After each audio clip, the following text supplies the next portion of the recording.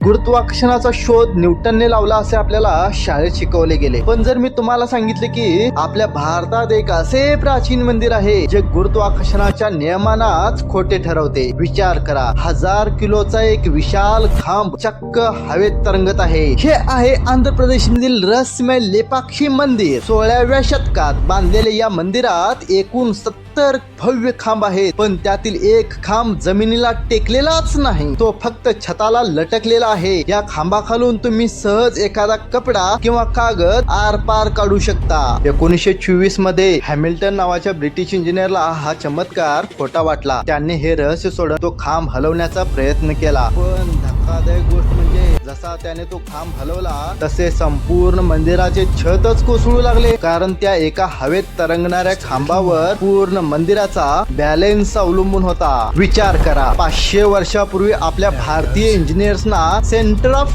ग्रॅव्हिटीचे किती अचूक ज्ञान होते. हा कोणताही जादूटोना नाही, तर आपले प्रगत सनातन विज्ञान आहे. या अप्रतिम इंजिनिअरिंग साठी एक लाईक तर बनतो. अशाच रहस्यांसाठी आत्ताच चॅनेलला सबस्क्राईब करा.